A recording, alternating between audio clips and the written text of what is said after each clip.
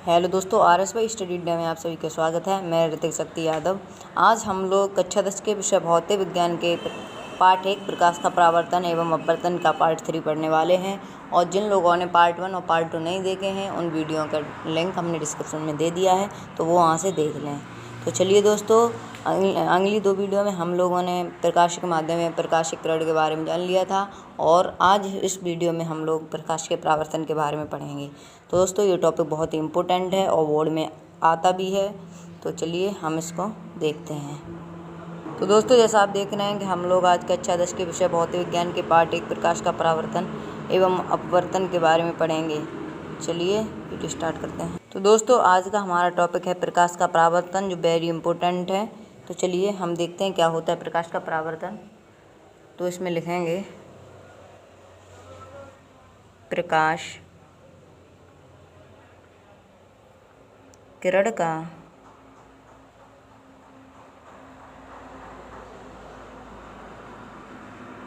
किसी चिकने या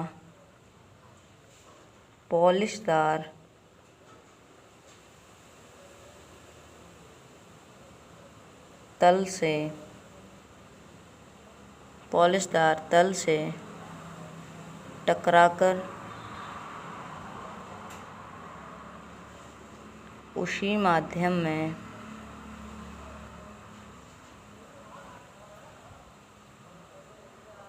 वापस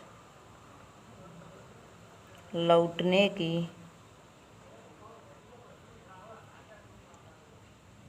घटना को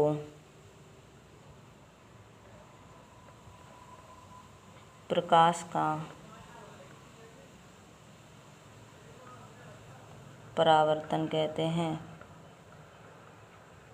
परावर्तन कहते हैं।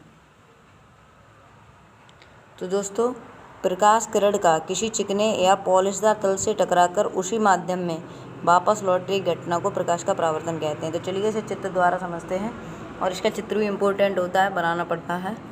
तो जैसे कि ये कोई तल है,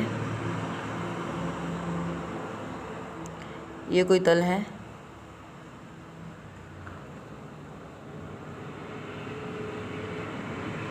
चिकना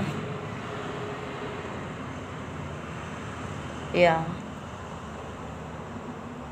पॉलिशदार तल। अब यहाँ से कोई प्रकाश किरण आती है, यहाँ से ये यहाँ पे बिंदु मान लो हम, यहाँ पर आपतन बिंदु, इस बिंदु का नाम होता है आपतन बिंदु। आपतन बिंदु। तो प्रकाश की किरण, ये प्रकाश किरण जब इस चिकने या पॉलिशदार तल से टकराती है तो वापस उसी माध्यम में लौट जाती है। यहाँ से प्रकाश की किरण आई,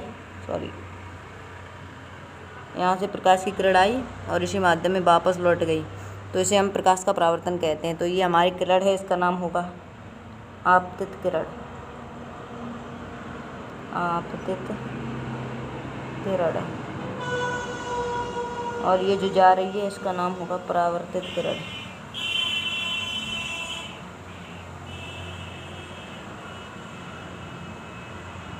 परावर्तित किरण। और इसके बीच में होता है अविलंब, जैसे हम डॉट डॉट से प्रेस करते हैं। ये क्या है? ये होता है अविलंब।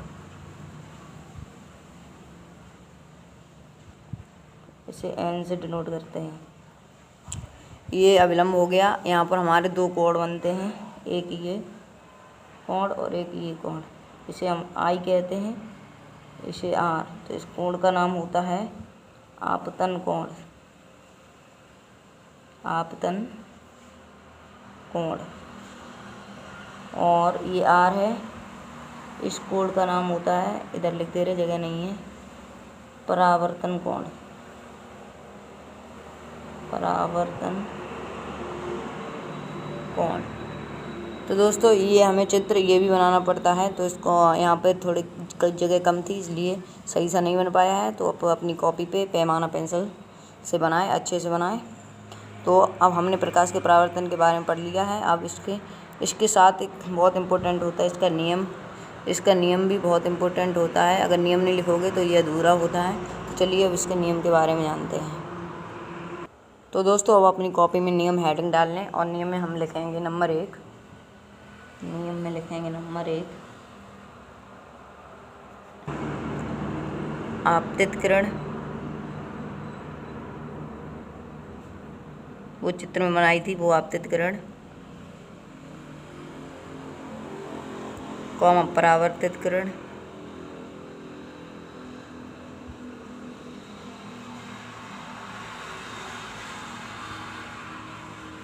तथा आपतन बिंदु। वो पॉइंट था जिस पे वो दोनों मिली थी, उसे आपतन बिंदु कहते हैं। आपतन बिंदु पर अविलंब वही डॉट डॉट से डिनोट किया था, एन कहते से, तीनों एक ही तल में हों, एक ही तल में हों। ठीक है। अब नंबर 2, नंबर फर्स्ट है हमारा आपतित किरण तथा परावर्तित किरण तथा आपतन बिंदु पर अविलंब तीनों एक ही तल में हो, वो तल चिकना और वो पॉलिस्टर तल। तो अब हमारा नंबर सेकंड है कि आपतन कोण जैसे हमने आई से डिनोट किया था, आपतन कोण आई तथा परावर्तन कोण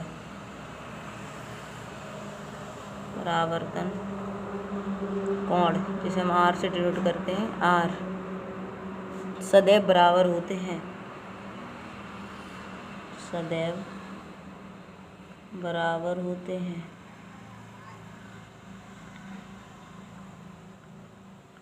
बराबर होते हैं। यानी कि आई इज इक्वल आर।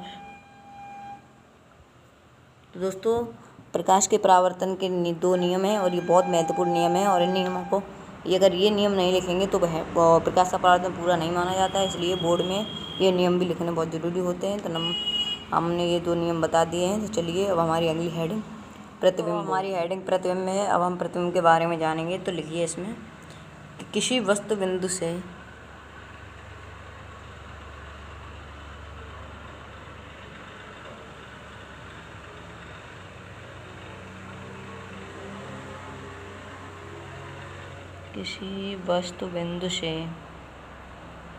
चलने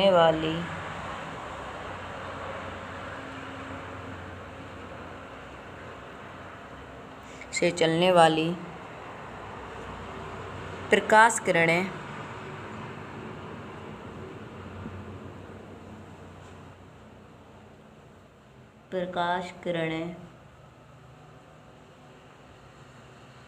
परावर्तन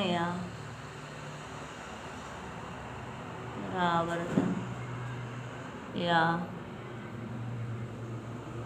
अपवर्तन के पश्चात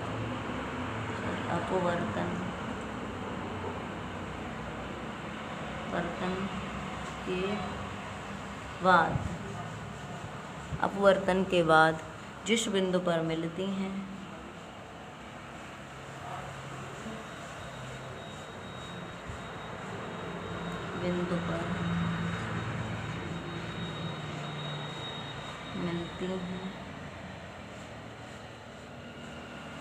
अथवा जिस बिंदु से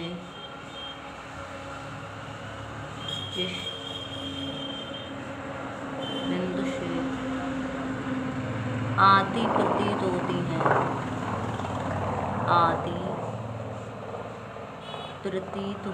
हैं,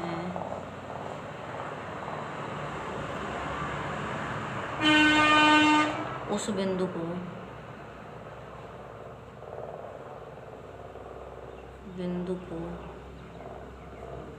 पहले बिंदु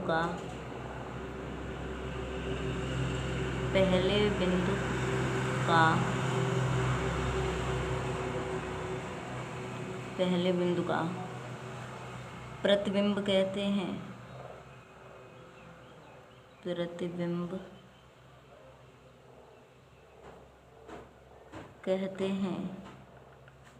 जैसे किसी वस्तु बिंदु से चलने वाली प्रकाश किरणें परावर्तन, जो परावर्तन हमने पढ़ा दिया है, या अपवर्तन, अपवर्तन अब आएगा, अपवर्तन के बाद जिस बिंदु पर मिलती हैं अथवा जिस बिंदु से आती प्रतीत होती हैं उस बिंदु को पहले बिंदु का प्रतिबिंब कहते हैं। तो प्रतिबिंब दो प्रकार का होता है। प्रतिबिंब दो प्रकार का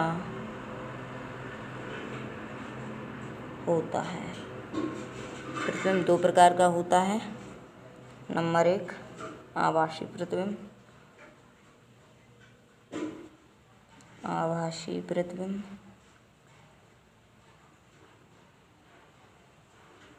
नंबर 2 वास्तविक प्रतिबिंब।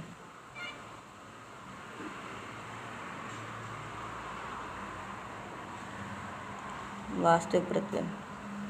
तो चलिए अब हम इन दोनों के बारे में थोड़ा जानते हैं। तो नंबर 1 हमारा है आभासी प्रतिबिंब।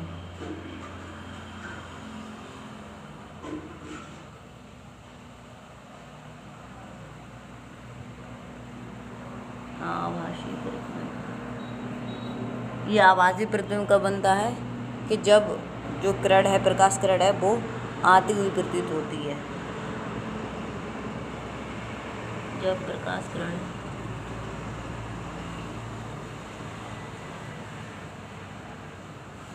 किरण किसी बिंदु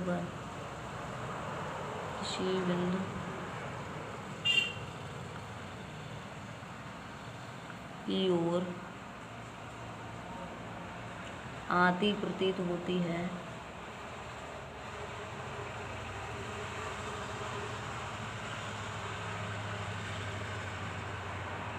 तो उसे आभासी प्रतिबिंब कहते हैं।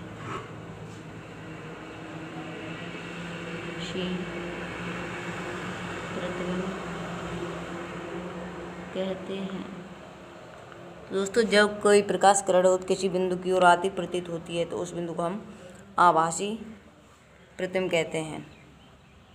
आती प्रतीत होती है या मिलती हुई, किसी बिंदु पर मिलती हुई प्रतीत होती है। अब नंबर 2 हमारा है वास्तविक प्रतिबिंब।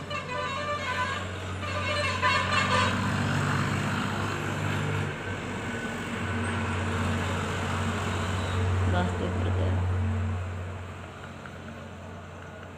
जब प्रकाश किरण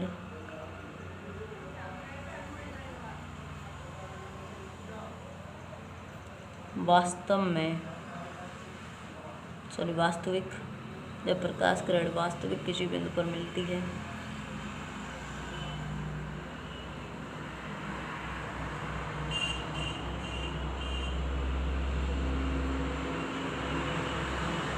तो उसे वास्तविक प्रतिबिंब कहते हैं। वास्तविक प्रतिबिंब कहते हैं। दोस्तों, आज का हमारा टॉपिक यहीं तक है। उम्मीद करता हूँ आपको ये वीडियो पसंद आई होगी। अगली वीडियो में हम लोग दर्पण के बारे में पढ़ेंगे। तो चलिए, आपको अगर ये वीडियो पसंद आई हो तो वीडियो को लाइक, शेयर और सब्सक्राइब कर दें। Thank you.